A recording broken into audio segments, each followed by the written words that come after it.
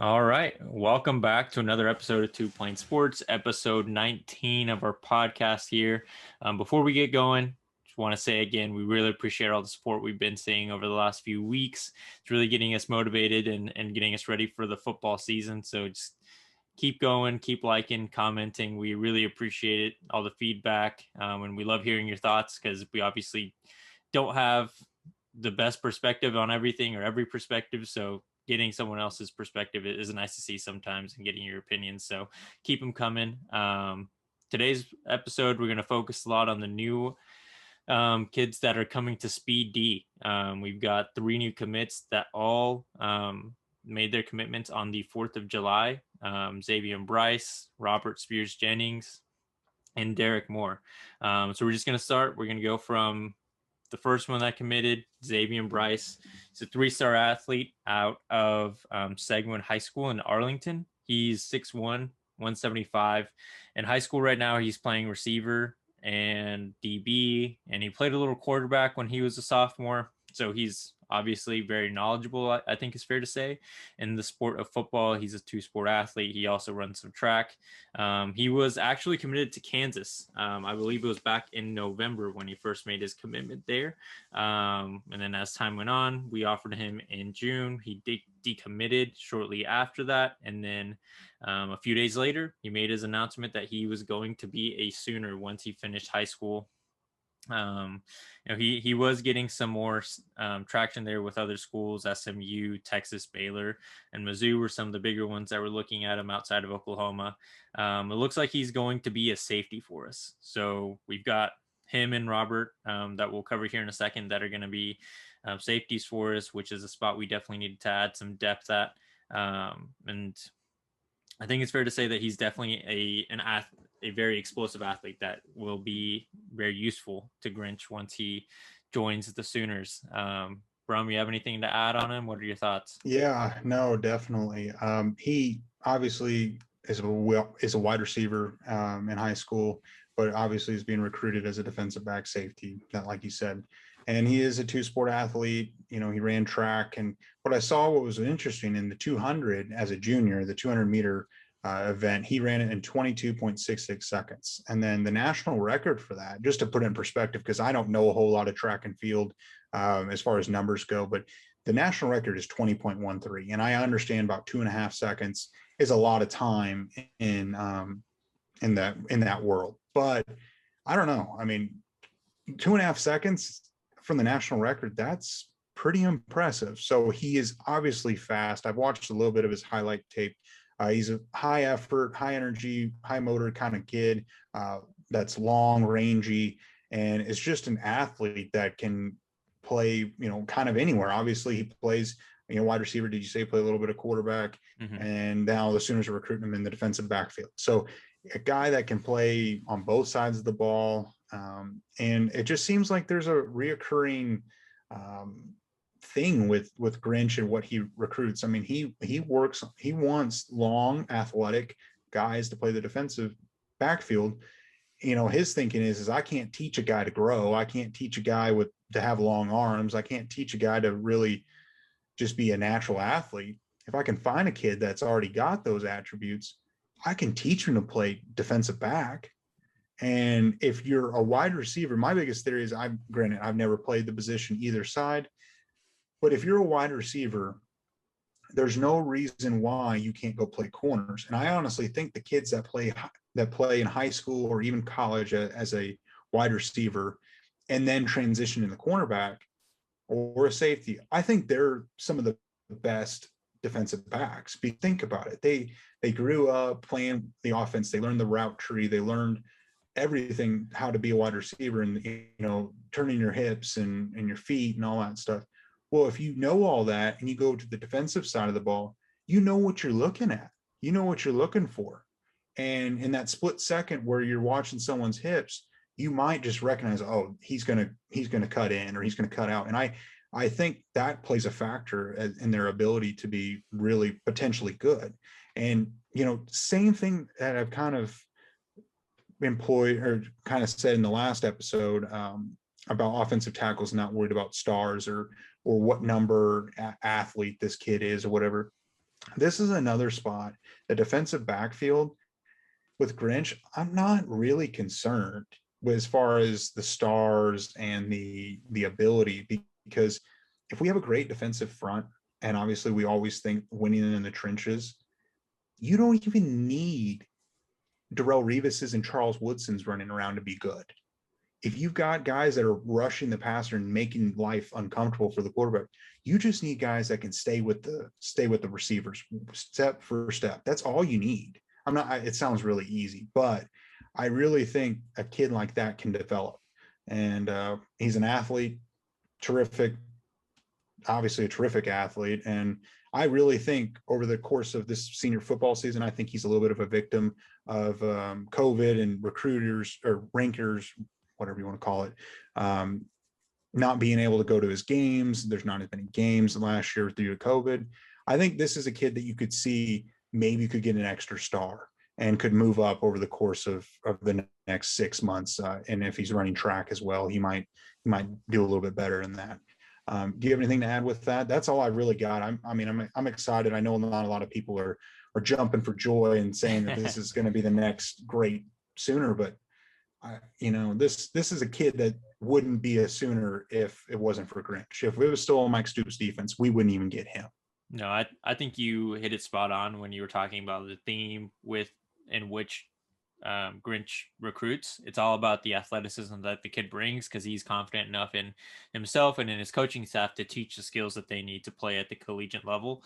I think the one flag, I think you weren't too far off as to wide receivers being able to shift over to DB. I think the biggest thing and difference that some of those kids may experience is the instincts aren't always there. They might know what they're looking for, but they don't know how to react to them on the defensive side of the ball. Their hips, may not flip as quick as they need to, but they have the athletic ability at the end of the day and Grinch is obviously recruiting him for that reason. He kind of reminds me of Parnell Motley, former Sooner. He's now in the NFL. If you guys go back and look at his 247 account, he was actually a wide receiver in high school and was recruited because his ball as a DB to Oklahoma because of his ball skills. I think, when I was in school, he was in one of my classes and I actually got to talk to him about it. He said that, being recruited everywhere was kind of taking him just as a wide receiver exclusively. And he was, if I remember correctly, he was leaning heavy towards Maryland because he is from that area. But once he started talking to Oklahoma, they said, you can come in and play wide receiver, but we really want you to play DB. Your ball skills are some of the best we've seen out of the kids that we're scouting. And it turned out well for him. I mean, I don't think that you don't think Parnell Motley coming out of high school as a guy that was, pegged to be an NFL draft pick one day. And I believe he ended up going somewhere in the late rounds. If not, he was undrafted to the Bucks. Yeah, he went to the Tampa Bay and he actually picked off Tom Brady in practice. Yeah, so at the end of the day, the guy got to achieve his dream, and I think he's still just going around to other teams as practice squad, or he hoping to get on the active roster one day. But I think his downside was that he had to play for Mike Stoops for a long period of time. But a guy like Xavion Brice is going to play under Grinch and actually get to develop a lot more than a guy like Parnell did. Yeah, and you did bring up a good point. I mean, they might not have the initial or the instincts to play that. And kind of the theory, and I've heard it from other people, is every corner can play wide receiver, but not every wide receiver can play a corner. And, there is a chance, there is a risk for him to change that make that position change, but not every corner can have great ball skills, and Brice has great ball skills. Yeah. So that's a big important thing. We watched plenty of Sooners drop passes or interceptions in the last year or two. For whatever reason, I don't understand. Defensive linemen, even linebackers, I'm like, whatever.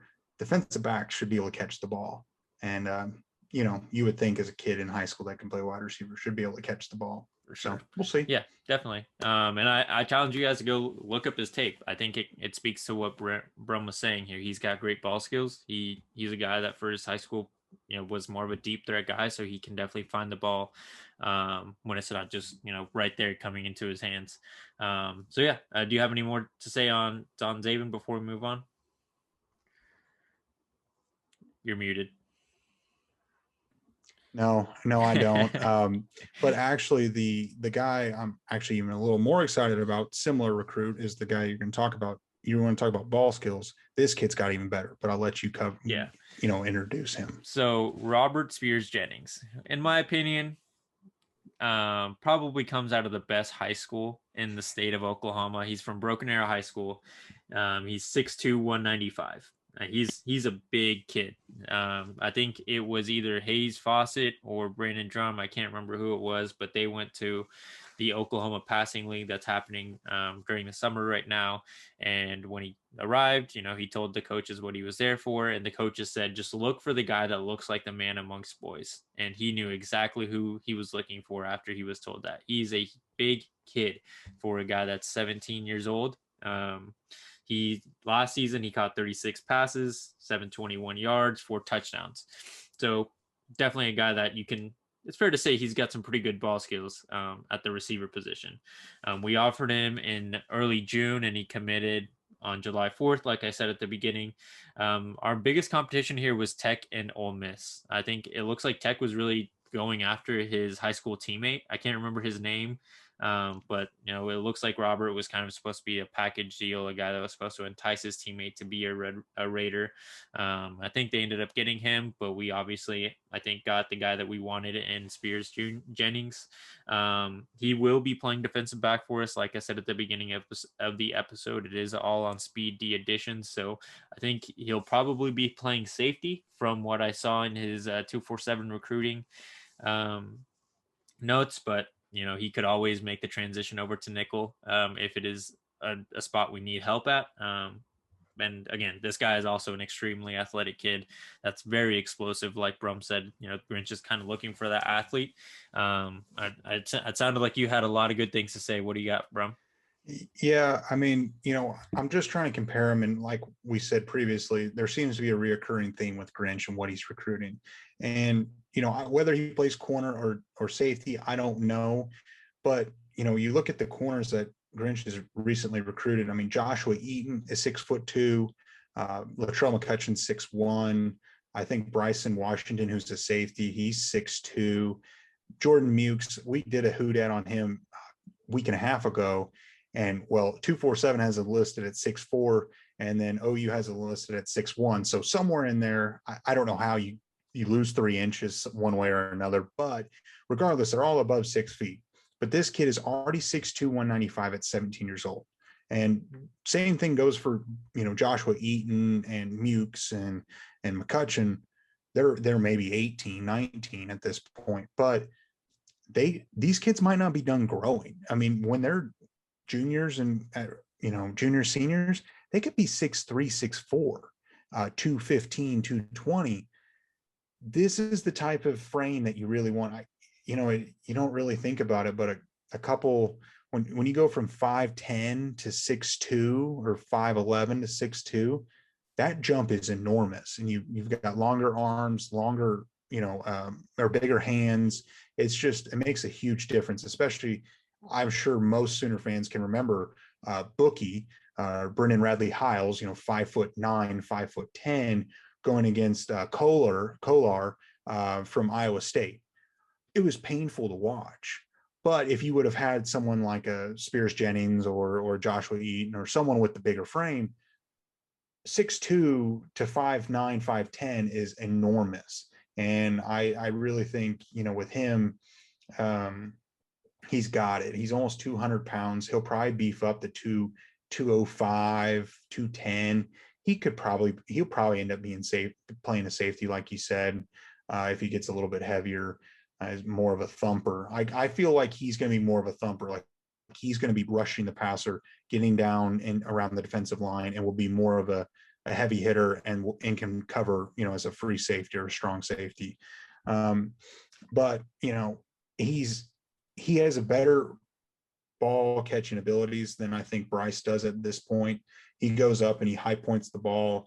He can go take the ball away from anyone. And like you said, he's the man amongst boys right now who he's playing against. And I think he's going to excel whenever Grinch gets his hands on him. So that's all I've got on him. It's just more of another extremely athletic. The ceiling is extremely high. Don't get so down on the 3 stars. I really think he's another kid that's going to rise in the rankings. He's picked up some more offers recently as far as, bigger programs. I think Michigan State is one of them and a few others, and he's bound to pick up some more. I don't think he's going to decommit because I think the Sooners offered him on the same day as Xavion Brice on June 9th. And so they both were on the same timeline of offer June 9th, commit July 4th. They want to be Sooners. I'm not worried about losing these kids. And, I think they're going to stay close to home. Arlington and Broken Arrow is obviously pretty close. And it's exciting to see. I think he'll rise in the rankings and he could end up being a 4-star before, at the end of the season.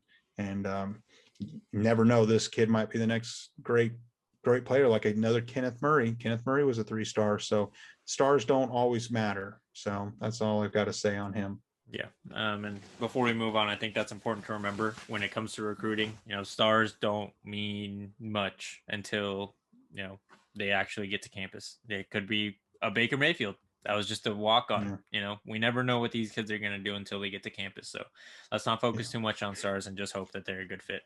How many top 10 recruiting classes has Texas had in the last 5 to 10 years? And how many Big 12 titles have they won?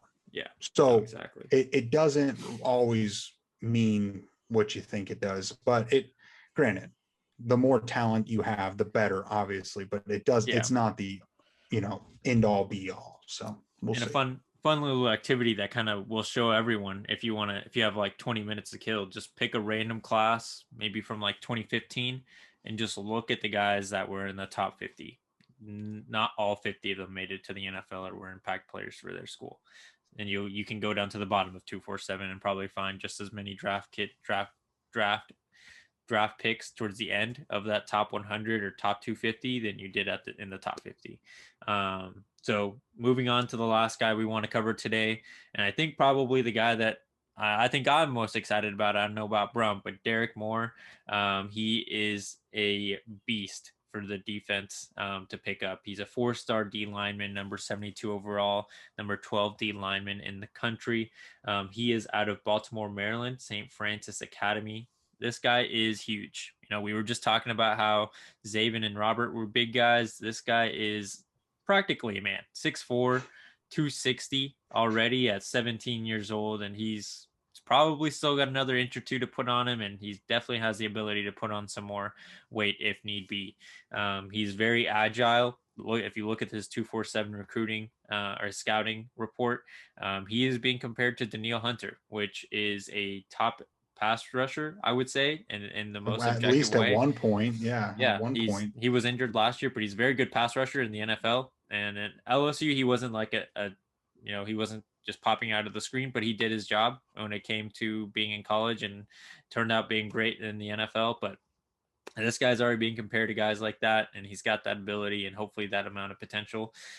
He really is going to be a guy that, if we compare him up with the right people, we're going to have a defensive line that will just get to camp in the backfield for the next 5 to 6 years, because it doesn't look like we're slowing down. What was your thoughts whenever you saw Derrick Moore finally made his commitment to the Sooners?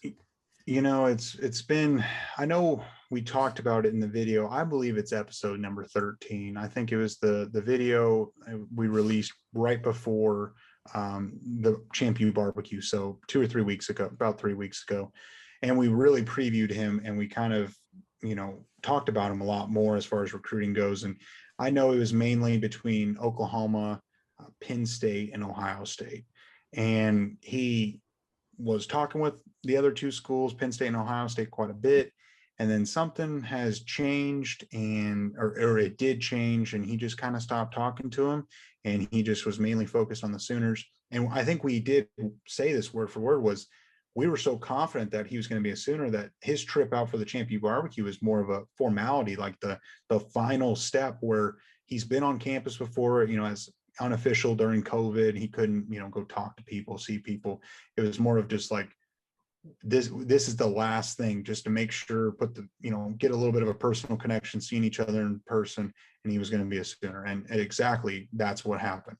And I think this just speaks volumes to Jamar Cain and Grinch and Lincoln Riley and the steps that they're taking. I mean, to pull a kid from the East Coast, in the Baltimore, Washington, D.C. Metroplex area, it speaks volumes to what they're selling to these kids they're buying.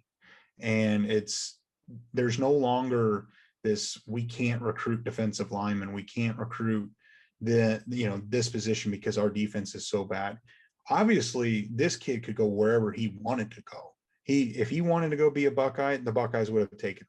If he wanted to be a Nittany Lion, he would have been a Nittany Lion. But there's something that Jamar Cain and them are selling and kids are starting to buy. And I think this is just the tip of the iceberg as far as the defensive line goes. We talked about Clayton Smith in this week's Who Dat, but just thinking about a Clayton Smith, a Derrick Moore. I know we did talk about Kenyatta Jackson, who's between OU and Ohio State, which I will put a little caveat to there with Tuamalo, the number one recruit in the 2021 class, committing to Ohio State. I know at one point the Sooners were recruiting him hard. I think that's actually a win for the Sooners because Kenyatta Jackson is between the Buckeyes and the Sooners. But with Tuamalo now going there, that's another great player, another player that's going to get in his way as far as depth goes. So I think Kenyatta Jackson may be swayed. It might not be totally, but I really think that could play in the Sooners' favor. So you think about Derrick Moore, Kenyatta Jackson. You already have Clayton Smith on campus, obviously Nick Bonino, but he'll be gone here pretty quick. And then we talked about Dindy and then Abor, which, I feel better about Dindy than I do Abor, even though I'm a big fan of both. But just think about it: Derrick Moore, Kenyatta Jackson, and Dindy, 3 commits in the Sooner defensive line. That is hard for me to wrap my mind around, the amount of talent. And I know Ohio State with Larry Johnson, they do this often, but this would be huge. This is the first of 2 potential big recruits that could join him and could make a defensive line that could be a force to be reckoned with. Already one of the best defensive lines in the country for the Sooners. This could make him the best defensive line for the next 2 to 3 years. And as soon as that happens, we're going to be in the same class as an Ohio State and Alabama as far as defensive lineman goes. And so it's going to be a race for who's going to these 3 programs. You better secure your spot quick because all, kids are going to start racing to play for us, just like wide receiver. Yeah. Everyone tries to get their commitment in soon to lock up their spot. So it's I think Derrick Moore is the crown jewel at this point for this class, and it very well could be a Dindy, could be even better, which is hard for me to believe. So yeah, it's crazy. It's definitely an arms race at this point, and I like the way you said it. I mean, we're definitely improving, and I think right now we have the best defensive line we've had in a long time. But getting guys like Dindy and Kenyatta Jackson are going to solidify this line for years to come. And it's crazy to think, and I know we're just speculating now, but we have more now. We have Clayton Smith. We have Reggie Grimes still probably for another couple of years. If we add Kenyatta, Dindy, LeBase Overton in 2023. And then it's not crazy to say that we might add a couple of transfers that, JUCO transfers or transfers from other programs that just, weren't fits at their original place. We are going to have a defensive line that people aren't going to want to play. The Big 12, I think recently has had this, brand that we don't play defense. And Oklahoma is the first one to really change that because we're going to live in the backfield of every single Big 12 school until they make us not be back there. I mean, Ronnie Perkins was only the first step, and he was just destroying people towards the back half of last season before getting drafted. I think that really helped his draft stock, and we've got a lot of talent still. Nick Bonito, Winfrey, Perrion Winfrey, that big, massive human. We've got a lot of defensive talent, David especially Owegbu. on the line. Yeah, Owegbu. I mean, we're not stopping anytime soon. And I think I've said it over and over. I think I love Lincoln, but if I had to pick any coach that I don't want to be taken away from our program right now, it's Alex Grinch. He has done an amazing job flipping this defense that was at one point the second worst defense in the entire country. In all of college football, he was the second worst. And we're at least average now. And I think it's fair to say that we are going to start getting into that top 50, top 25 area with what Grinch is doing. Yeah, no, I mean, the next step is there. And I was reading something, and I can't remember the analyst, but he was rating defensive, like the Sooners defensive groups across, the national rankings and stuff. I forget his name, but he said that the Sooners have the number 3 defensive line in the country, the number 9 linebacking core in the country, and the number 3 defensive backfield in the country.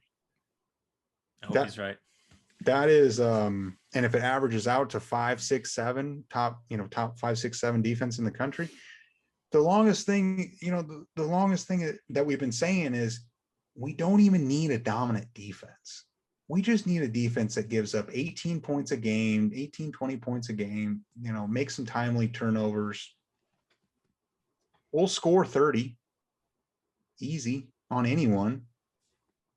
And there you are. And that's how you win. And I think we're there. And I really think this could be the year. I don't know. We're going way off in the future, but it's hard to not get excited to see a guy like Derrick Moore commit to the Sooners. Yeah, Derrick Moore is definitely, like you said, I think it's just the first domino in this, moving forward, the kind of guys that we can get in Derrick Moore. I'm very excited for what he brings because he's not, I love Nick Bonito, but personally, I love guys that, can get their hand on the ground and really make their way through the offensive line and make it look easy because those guys they're not just falling over saying, please go tackle my quarterback. Yeah. I will say though, I think my favorite player on the defense is Perion Winfrey. I love Winfrey. That guy's he's huge. It's hard not to like a guy that's that massive. That is everything that I have. Do you have any final thoughts before we end it for today? No, we've got a busy month of July coming up as far as Sooners football, and then we've got Sooners football next month. So it's pretty exciting right now. Definitely. But so we appreciate you guys watching. If you made it this far, thank you for supporting us. We really appreciate it. Like I said at the beginning, it's been great seeing all your support. Keep liking, commenting, share the video with your friends, your family, anyone that loves Oklahoma football or sports in general. I hope this is something that's entertaining for not just Oklahoma fans, but guys, people that want to know about other teams in college football. Make sure to keep an eye out, turn on your notifications. We got a lot of good videos coming, and make sure you're keeping out for the Whodats, because I think that's something that is definitely going to get definitely informative for those that want to learn more about the individual players that are coming into our program and are going to make an impact in this next season. But other than that, again, we appreciate it, and we'll see you next time. Definitely. See you guys.